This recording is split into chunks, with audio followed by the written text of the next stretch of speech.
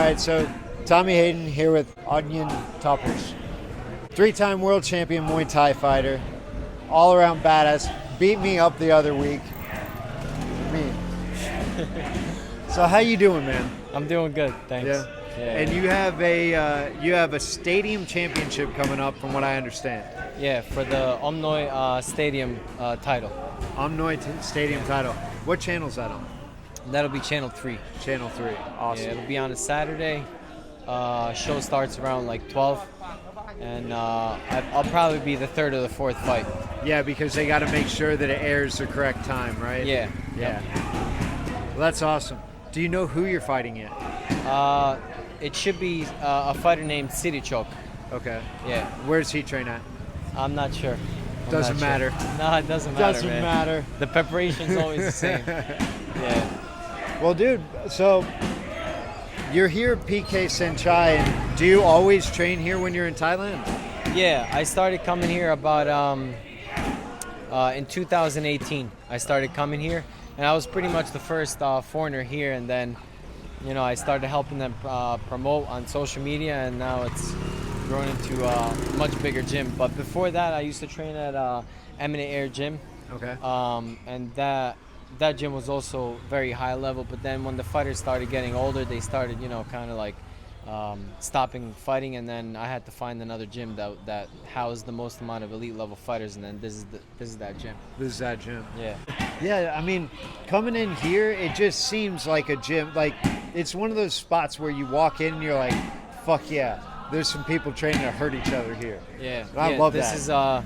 This is definitely a fight factory. Yeah. They just produce fighters, and at its highest, I think we had about like 40 to 50 fighters here. Yeah, it's a lot. I think now we probably have about like 20, 25. Okay. Yeah. All right. And then, so how long are you planning on staying in Thailand this time around? Well, this time I want to stay another year. Last year I was here a full year, but I didn't get to fight as often because we had, I think, about like six months. I think the country was locked down, so that kind of like took away a lot of my time. So I should be here a year.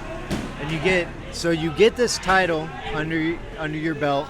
Yeah. And then you become the stadium champion. So they're gonna have you fight once a month, twice a month? I think. What do you expect? I think you have to defend the title within 6 months. But yeah, if I could fight every month, that would be the goal. Yeah, that would be the goal. Okay, and outside of that, what else are you doing to help just yourself survive? Are you teaching seminars to people? Are you doing privates? What's your goal? Yeah, when I'm here in Thailand, then I just focus on the training, and then I do graphic design on the side. I went to school for graphic design, so I do that on the side, and then when I go back home to visit my family, that's when I do seminars and personal training and things like that. Now, have you ever fought Muay Thai out on a U.S. circuit? Yeah, I did. Do you murder everyone? Yeah, I mean now there hasn't been competition at my level for a very long time. That's why I had to come here. I had no choice. So Muay Thai in the States to me has always felt more like kickboxing. Because you don't have as many. You don't see clinch work as much because clinch work to me in the U.S. especially is more like wrestling, and that's where I'm from, being a mixed martial artist.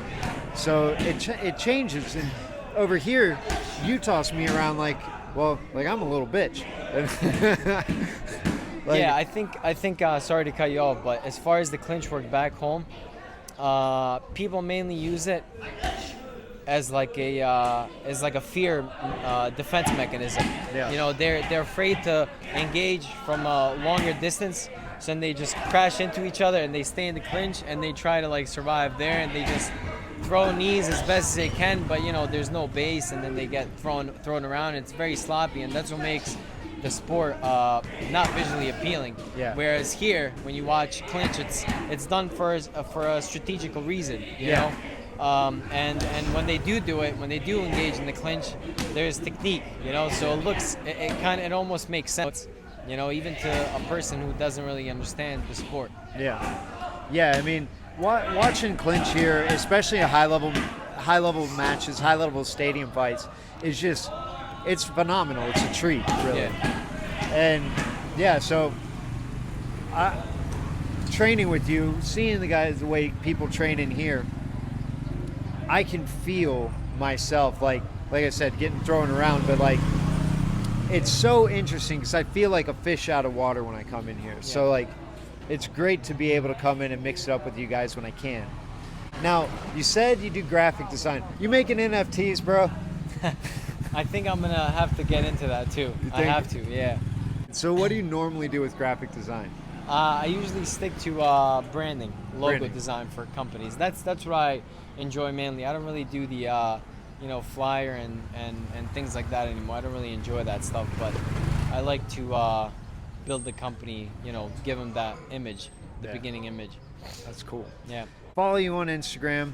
I see your technique videos, and I definitely see that, you're selling things, you're promoting your page.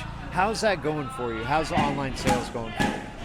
It's okay. I think it's all percentages. Yeah. I mean, if you don't have a lot of followers, then your percentage of sales is going to be lower. And I think you need a very high amount of followers in order to make good money. It can be that. It can also be the quality of the work, what you're putting out there. So it's always a challenge trying to figure that aspect out.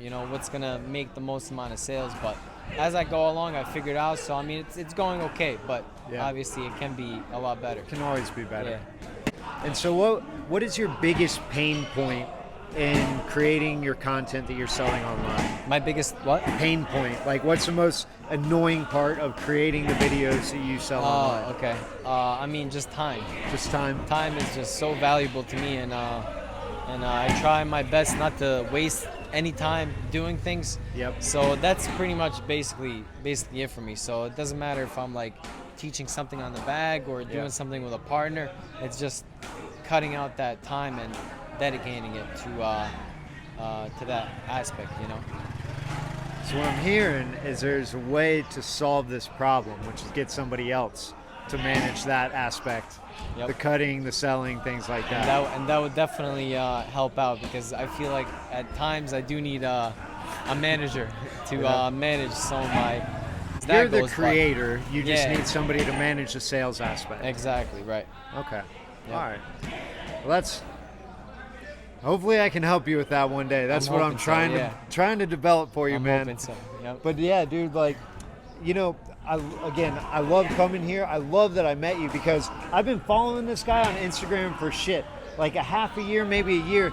I walk into PK Senchai and like, I see like you posting videos in different places. So like when I walked in here, I was like, oh shit, that's fucking awesome. Yeah. It made me super happy. And bro, so I'm really happy to meet you. And I love being able to get in here and mix it up with you. Yeah. And next time I'm gonna get some footage of me getting beat up again, because that's always fun. But thank you very much for your time, dude. And I hope that I can personally help you, and hope that my company can help you succeed. Yeah, I'm sure we can work something out. Yeah, we will. Yeah, we will. Combat Matrix. Thank you. Yeah, thank you, bro. It.